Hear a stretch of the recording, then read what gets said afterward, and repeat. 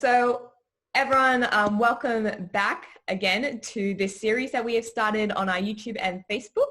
And this series is just pretty much looking to interview and introduce you guys to a whole lot of not-for-profits and local businesses who are continuing to support the vulnerable and build community even during this pandemic. So this week we are very lucky to have our guest Ravi, and he's one of the founders of Parliament on King, a cafe in Newtown with a focus on supporting asylum seekers and refugees. So thank you again, Ravi. Thanks. Thank you. Ravi, for someone who hasn't heard about your story, why did you decide to start this cafe and what services does Parliament on King provide? Well, this is a story of something called midlife crisis. So, for a very long time, I had a professional career in advertising, and I don't think it matters what you do if you do good and you find it rewarding and satisfying. But at some point a few years ago, I found that there was no love left for me in my career. I just thought, I look. You can Google my work, so you can look back 20 years and you'll find nothing. It's advertising campaigns evaporate like puddles in the sunshine on a sunny day. There's nothing left. It just seemed that, and you work really, really hard, and you get to you rise a level, and then there's like, you work hard and you rise. You keep going with your career, and for me, I found that there was just nothing there. So you get to what you think is a peak of your career, and there's just nothing. It's the same. So I needed to do something more more meaningful with my life, and something that was truer to the way I thought about myself and what I believed about myself and the world. So so we started this, my partner and I. Yeah, so you said with advertising, you didn't feel like it had as much of an impact. Obviously, the work you're doing right now has a great impact. What is the impact you have seen from Parliament on King? Look, when you have a social enterprise or any business, there are metrics that you set for yourself that can be measured. Now, for example, you can measure the number of people that we've trained in the cafe, the number of hours of paid employment, work experience and training we provide, the number of people that we provide that for.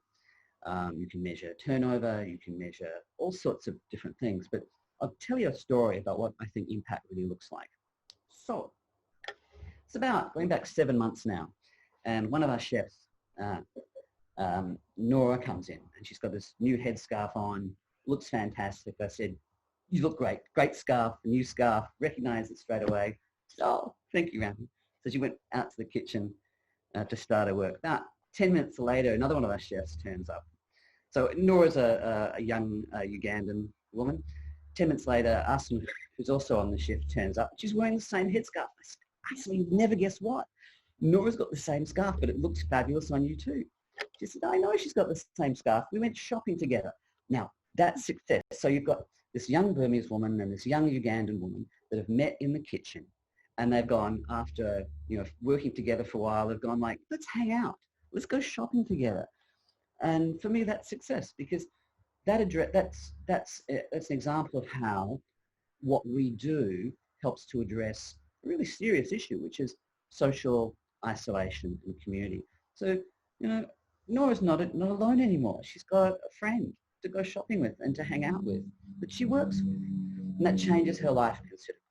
So I think when you look at what we do, you can go, yeah, but those are fabulous numbers, Ravi. But what really matters are those softer social outcomes, which are so critical to building a sense of belonging and bringing joy and happiness to the life of an individual.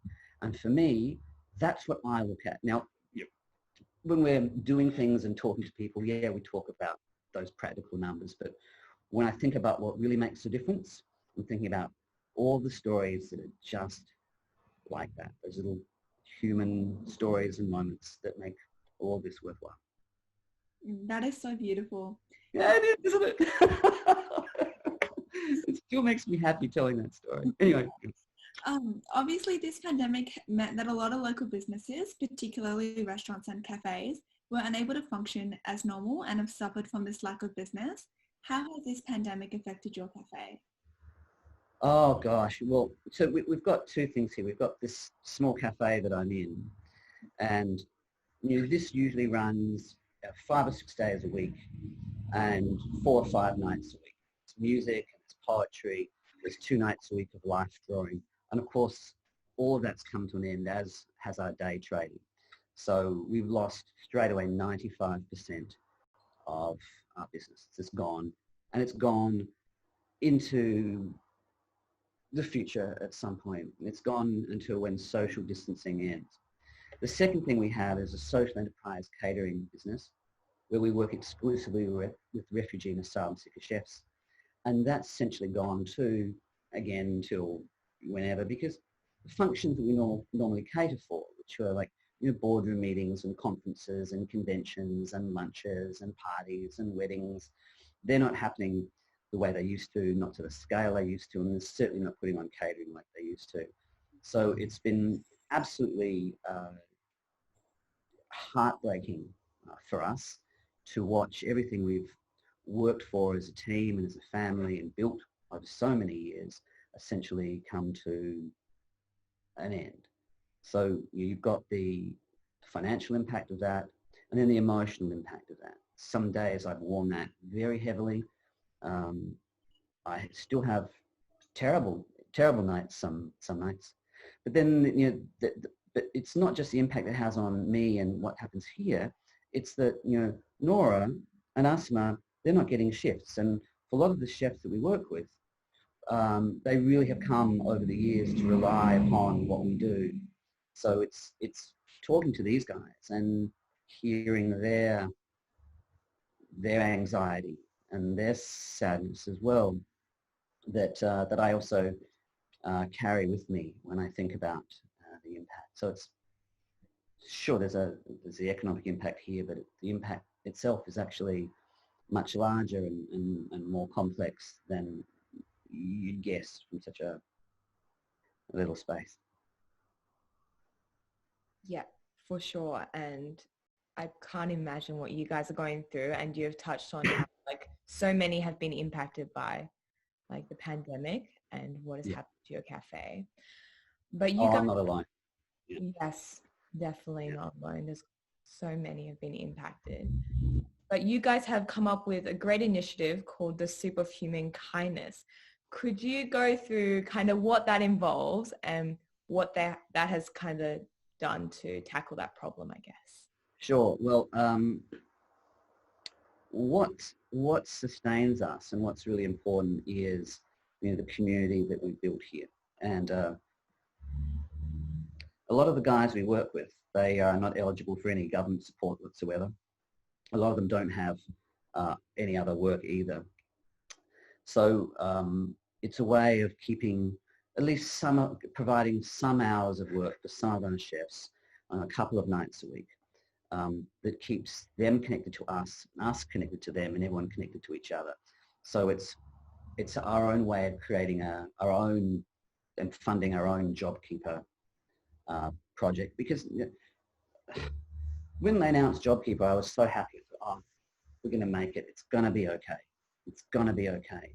Then the next day, our accountant calls and goes, look, it's not in the guidelines. These guys aren't going to get it. I'm sorry. So it was a sort of a double blow for us. Not only did we lose the business, but we weren't afforded the same protections that other businesses received through the JobKeeper program. So the idea was, well, we'd save some money in order to refurbish the kitchen, or even possibly get an external kitchen. We'd outgrown this one.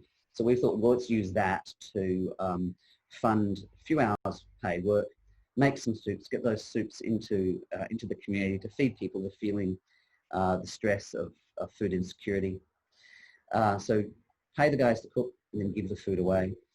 And we thought that would be fine for a while, but then we're looking down the tunnel and at this, what could be a very long period of time. So we thought, let's do a crowdfunder. So we did a crowdfunder, and then we got a small grant from the council. So that's going to enable us to do the soup kitchen for into the future, to at least the end of the year. We'll see how we go.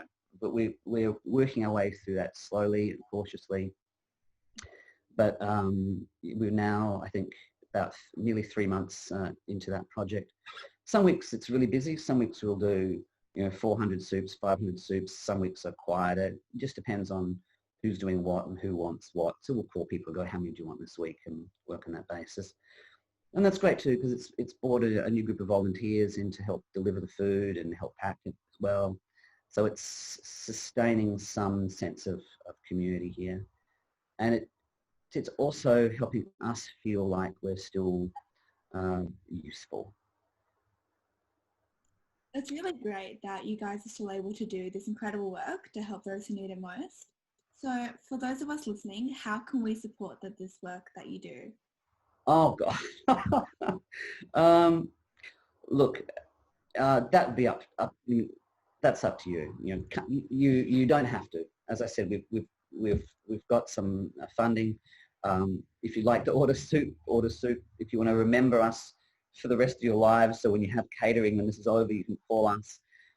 We've also reopened the doors of the cafe on Saturday and Sunday, so you can come during the day and have coffee and a cake and a meal. We even try some of the soups.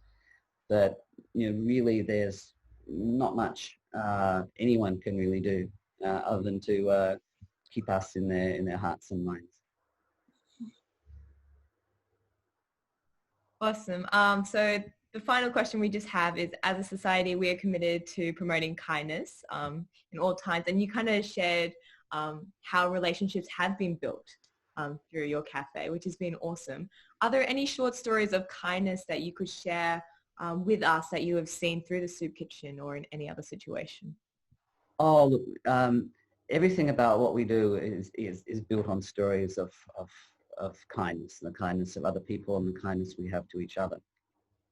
So that's a lot to unpack. But I will tell you one thing I realized about the crowdfunder. So, I'm looking at, because these are really difficult times, and essentially, it's going to get worse. This is, as bad as this is now, there's a real possibility this is the calm before a storm. It will be entering to a protracted period of economic stress for a lot of people. So I looked at the donations on the crowdfunder, and there are people there that I know that come into the cafe regularly that I know are struggling themselves. Like, they are making calculations each week about, what do I buy? How do I pay the bills? How do I make rent? And I've looked at these people, and they've donated to the crowdfund like, $10 from someone that's got nothing, that's figuring out how to make rent, is a huge deal. So I was really overwhelmed with that kind of generosity. And also I put out a call on Facebook for, I need a bit of a hand delivering the soups. Like, I need some volunteers. And I was literally overwhelmed. I had more people offering to help us than I knew what to do with. We had previous supporters of the cafe that ordered catering or done the cooking lessons here or the life drawing, going, here's $50, here's $100. So it's that groundswell of community support that we've received that has reminded me so much of the kindness of other people, but also the love and goodwill that's been built around this place by everybody over so many years. So yeah, lots of stories of love and kindness. Well, that brings us to the end of the interview. Thank you so much for having us, Ravi. To those listening, if you would like to find out more, we've linked their page, and if you're ever in Newtown and feeling a bit peckish, Parliament on King is just a short walk away from Newtown or St. Peter's Station, especially if you're struggling with food right now. Have a lovely afternoon, Ravi, and to those that stuck around, thank you so much for checking us out, and we hope you have a lovely day too.